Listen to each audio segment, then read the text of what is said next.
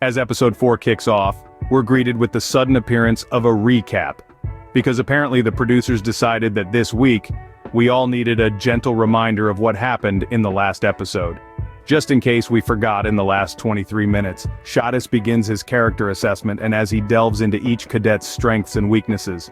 First up is Eren, brave, determined, and with a penchant for attracting trouble faster than a magnet in a metal factory. Next in line is Mikasa, stoic, skilled, and with a glare that could freeze lava. And then there's Armin, timid, strategic, and with a knack for finding himself in sticky situations, whose timid demeanor is as noticeable as a mouse in a lion's den. Reiner, whose sturdy build and earnest expression make him stand out like a titan in a tea party. Pun intended. Annie, whose icy demeanor and piercing gaze make her seem as approachable as a cactus in a desert.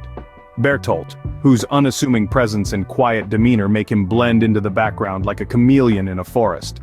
John, whose confident swagger and sharp tongue make him stand out like a sore thumb in a sea of nervous cadets. Determination to argue with every order and complain about every inconvenience.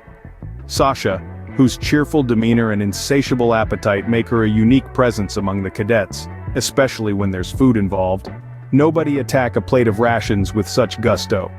Connie, whose infectious energy and perpetual grin make him a ray of sunshine in the midst of Titan-induced gloom.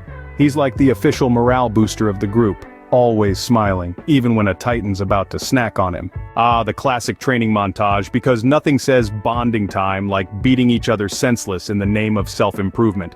When Reiner said, "Now you play the bad guy," Eren literally took too seriously. As Reiner confidently suggests that Eren takes on Annie for a sparring match, little did he know he was essentially setting up the Titan equivalent of a David versus Goliath showdown. Except this time, Goliath has a mean left hook, and a penchant for turning opponents into human pancakes. Eren steps into the ring, ready to take on Annie with all the confidence of a chihuahua challenging a bulldog to a wrestling match. Spoiler alert, it doesn't end well. Ah, the classic Eren versus John showdown, because nothing says budding friendship like a heated argument followed by a dramatic wrestling match. But Eren, never one to back down from a challenge, decides that actions speak louder than words, or in this case, actions speak louder than John's boastful taunts. With a swift move that could rival even the most seasoned WWE wrestler, Eren flips John to the ground faster than you can say Titan takedown.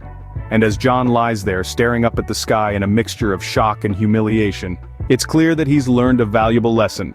Never underestimate the power of a determined protagonist. The 3 military divisions to decide where you die: the scouts, the garrison, and the military police. One dies outside walls, one dies on the walls, and one dies inside the wall. So our main characters choose to die outside the walls. I meant the scout regiment. Now, after training and graduation, Eren stands proudly on the wall, surveying the horizon with all the confidence of someone who's maybe a little too eager for action.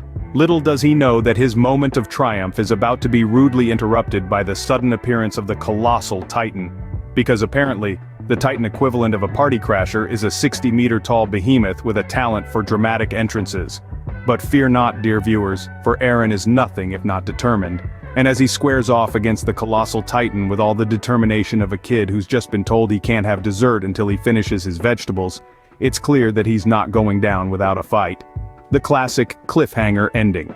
Because nothing says tune in next time like leaving your protagonist staring down a Titan the size of a skyscraper with nothing but a determined expression and a slight breeze ruffling his hair.